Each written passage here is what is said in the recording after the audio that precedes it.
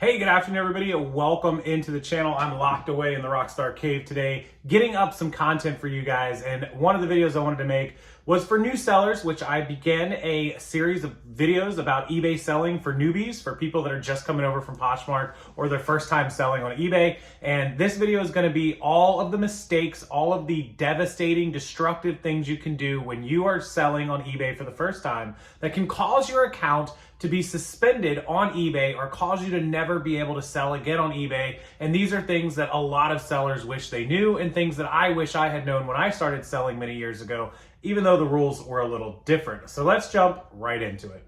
Okay, so I highly recommend you grab a notepad, pen and paper, your phone, your iPad, whatever, and take notes on this so you can come back to this video, bookmark it anytime that you need. And if you don't mind, share this out with your social media following because there's a lot of other sellers that could definitely use this information. Okay, so I'm gonna put screenshots up for most of the stuff, or at least some of it that I think is important. But number one is absolutely never ever sell fake products, knockoffs, whatever you want to call it. People will call them bootleg, they'll call them knockoff, they're fakes. You cannot, on any platform, but especially not on eBay, knowingly sell a fake good. Even if you identify the item, like this is a knockoff Louis Vuitton purse, it's $50, it doesn't matter. It is against eBay policy, it is against every platform's policy, and even better yet, it's against federal law. You cannot knowingly sell a fake good. And it doesn't matter if you call it a bootleg or a knockoff or you think it's like that TV show you saw on Netflix. Absolutely not.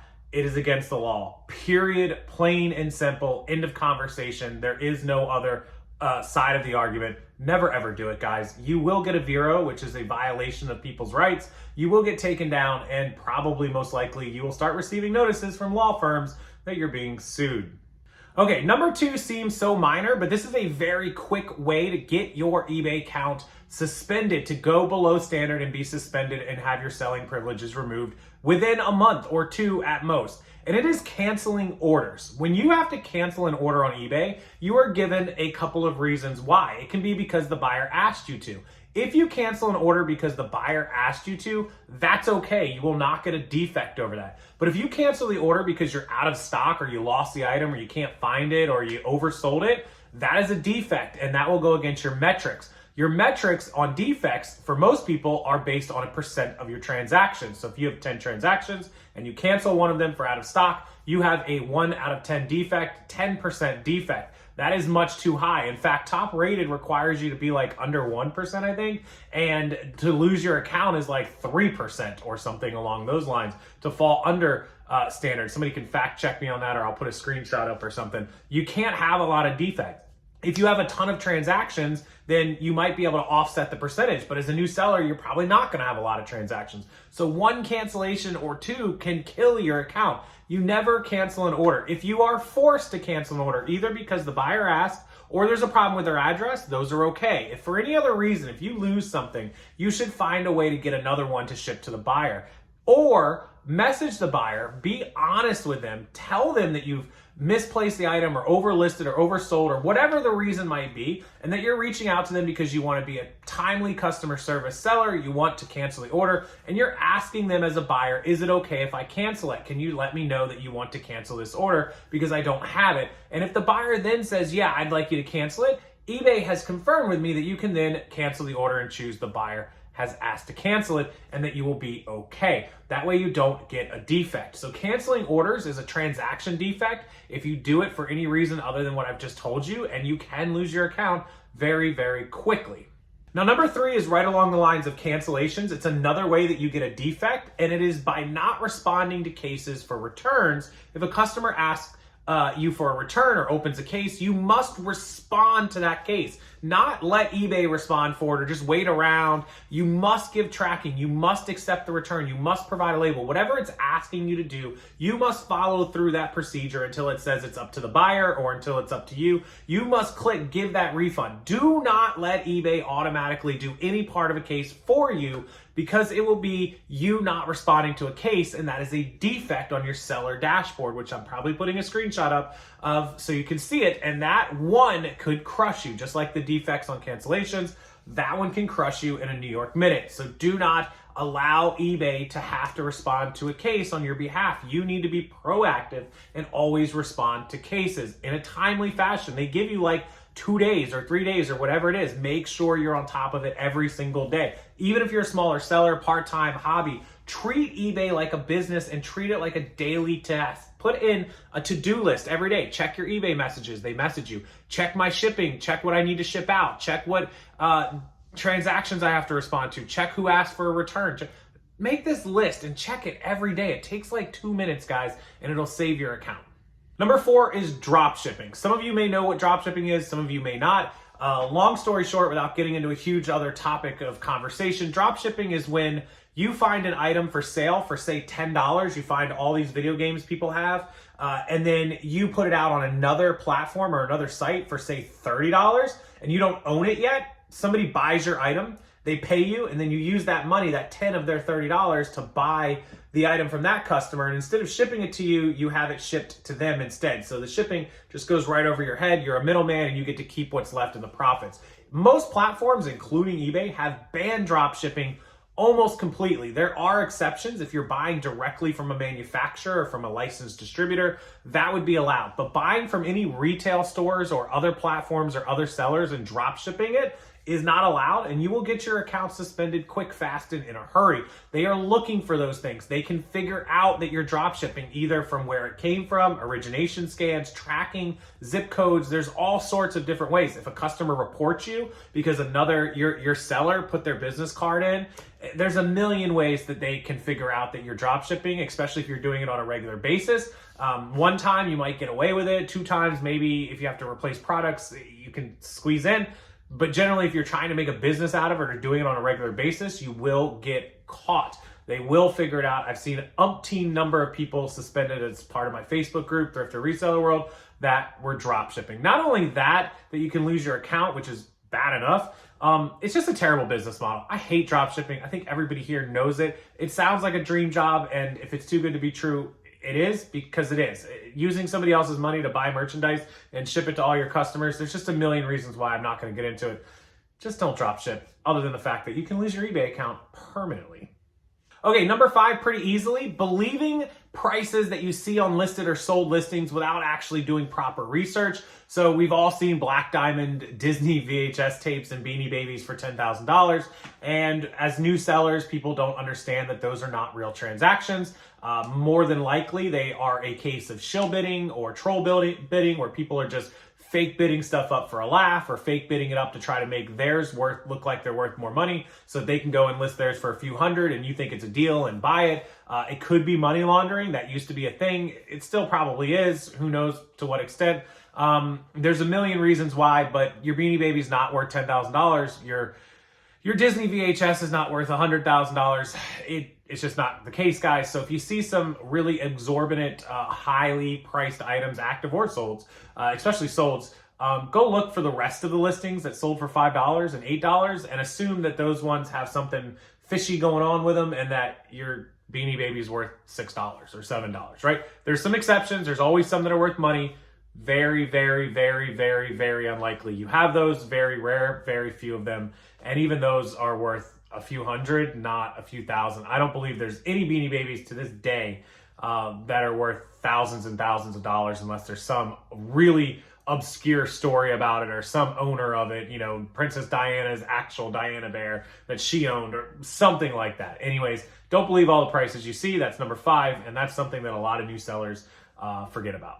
Number 6 is feedback. And scammers. New sellers are targeted highly on platforms, especially on eBay, by scammers who try to get them, they target them because they know they're inexperienced. They try to get them to do deals off platform. They try to get them to do deals like through text messages or emails. Any of that kind of contact request is never a good thing, never something you should go along with. It's against eBay policy. You'll get suspended, and it's a scammer. Everything should go through eBay messages. They can make an order through eBay.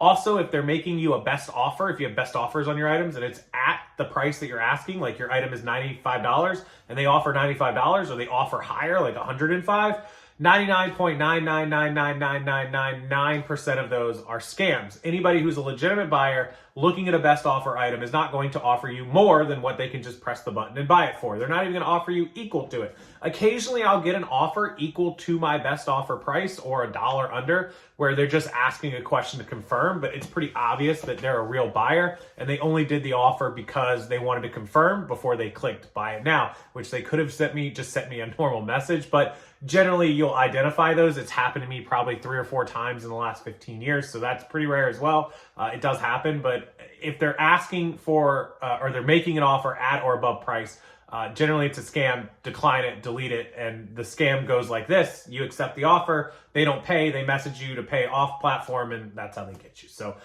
feedback, new scammers or new sellers being targeted by scammers, just be aware of that. One quick way, this is a quick tip, is to go ahead and buy, like if you have 0 feedback star, buy 3 or 4 items that are like $1 free shipping from China or $2 free shipping, 99 cents. Spend $5 or $6, $10 and get yourself 4 or 5 feedback stars. And then when those scammers are scrolling through, they're always looking for 0 feedback. Your score, even though you're not a seller score, it'll still show them 3 or 4 stars and they'll leave you alone generally pretty quick. So that's tip number 7, I think.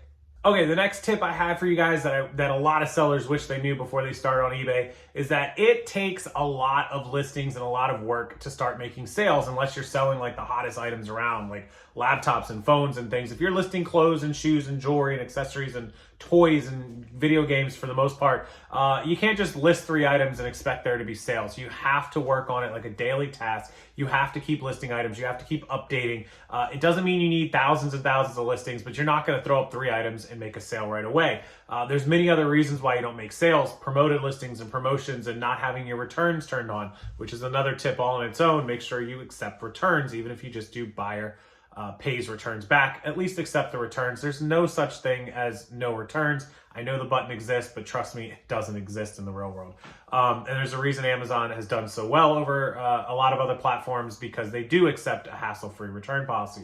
Do it on eBay, you'll sell more stuff. It'll make up for the few returns you will get. So that's another tip that I can pass along to you guys. Selling is work. It takes time, and it takes you doing the right policies, the right titles, the right prices, all that stuff. But absolutely it takes consistency and making sure you keep getting listings up.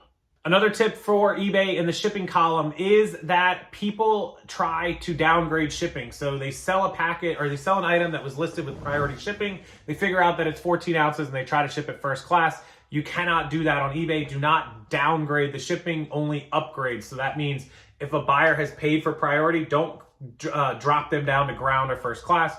If they pay for ground or first class, you figure out you can send it priority for the same price or cheaper or whatever, feel free to upgrade them to a better shipping option, but do not ever downgrade them. 1, they'll get mad. 2, they might leave negative feedback. 3, eBay could figure it out based on the scans and the type of label that you bought, and you can get in trouble for that. Just don't do it. It's bad business, it's bad customer service, and it's bad juju. Don't do that. Don't downgrade my shipping. I hate that. I've had people do that to me when I buy stuff, and I would never do that to a customer because it takes a few extra days, and even an extra day really aggravates people. You know that, I know that. So just don't downgrade people's shipping.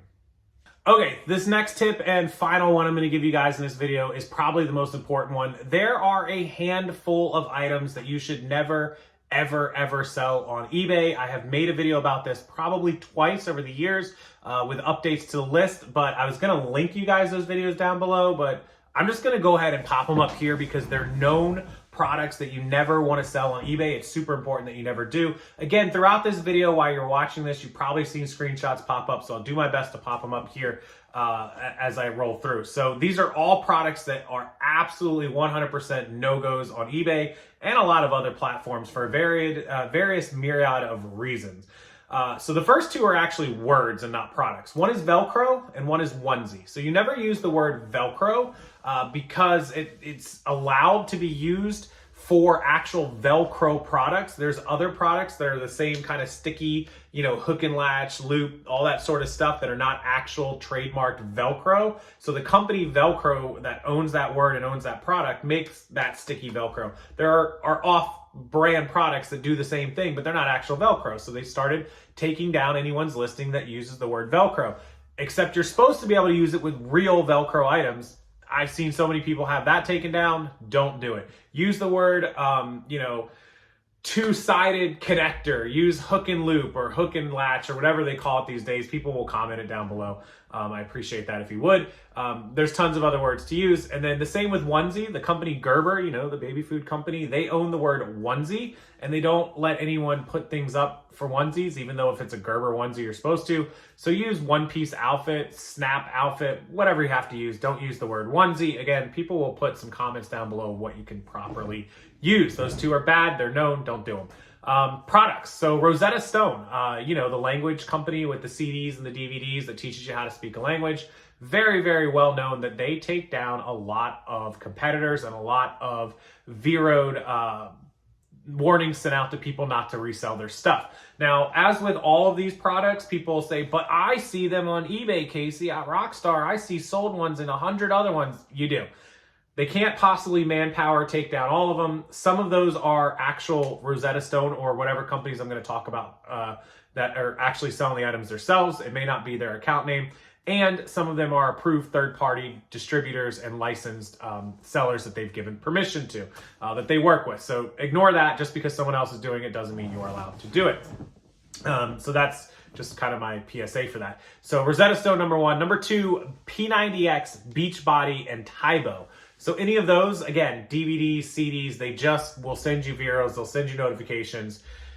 It's really bad. Don't sell that stuff. A lot of MLM, a lot of pyramid schemes and multi-level marketing products like Avon, and you know, people sell Avon, not Avon directly, but products similar to that. Like somebody can give me some examples down below. But a lot of those MLM ones, be very careful with, especially the skincare, the makeups, the cosmetics, any of the health and beauty. Any of that stuff is really notorious for people getting Vero strikes for that. Next is Blue Parrot headphones. Don't know why. They just came after us one time, and I heard later that they had sent a ton of warnings to a ton of other people. Same with Wallet Ninja. Again, I'm trying to put up screenshots of these during this whole video, but I have to edit those in. So Wallet Ninja, another one that just came after us randomly, ones you should not forget about. They're just not fun to deal with. So just stay away from these products. You probably won't see them. Who knows? Maybe you will, maybe you won't.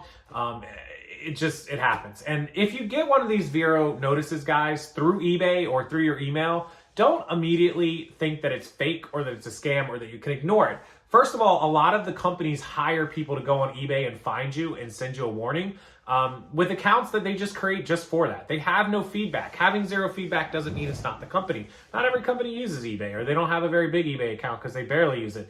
That doesn't mean it's not them. A letter does not have to come through certified mail. They are absolutely welcome to send it to you via message or email to warn you or to demand that you stop or to do whatever they want. That's a myth that they have to send a cease and desist through snail mail. That's not the case anymore. Electronics is fine. In fact, they don't have to cease and desist you at all. They could just have a process server show up to your door one day and serve you with actual lawsuit papers and skip the whole pre-process. This isn't to scare you because it doesn't happen often, but it does happen, and that's just telling you that's how it works. They do have to serve you through an actual process server for a lawsuit, but a cease and desist or a warning letter doesn't require all that. That's a courtesy, and they will send it, and they will Vero strike you through eBay. But if it shows up and you get a letter, remove the item, don't list it again, and work out what to do with that later. Seek legal advice. I can't give you that. But don't just ignore it and think that it's fake. Some of them are fake. They're competitors trying to get you to take your stuff down. They're people just trolling you. There are times, but generally a lot of them are real. So take that into note. Now, the last company I'll tell you about is Chanel. Chanel does not like people to resell their testers, their products in plain boxes. Their purses, bags, same with Louis Vuitton and Prada and all that. You really need to know that they are authenticated and real. Any designer products, but don't sell Chanel's perfumes or fragrances. They seem to be really touchy about those and their makeups and stuff like that, or whatever cosmetics, health and beauty they do. Their bags, their shoes, their purses, whatever, is as long as you know it's authenticated and real, fine, sell the crap out of them. But their other stuff, be very, very careful. There was a lawsuit. A guy got sued for $56 million for selling Chanel sprays, I think, perfumes that were in plain white boxes, because Chanel said that their customers expect the real box and the real everything, even though the fragrance was real, but the customer wasn't buying from Chanel, they were buying from someone else. So it was a big mess. It's still in the court systems, I guess, and just it's dangerous to mess with them. So I wouldn't recommend selling Chanel fragrances. I never would. And I think that's the majority of the products I stay away from. There may be some more. People will add it down in the comment section below. There are a lot of people that have had problems with one company or another, but nobody else has ever had a problem with it. I get those comments a lot, so kind of take those with a grain of salt, where somebody's like, never sell Nike, they came for me. Well, of course you can sell Nike. Obviously you had done something not good.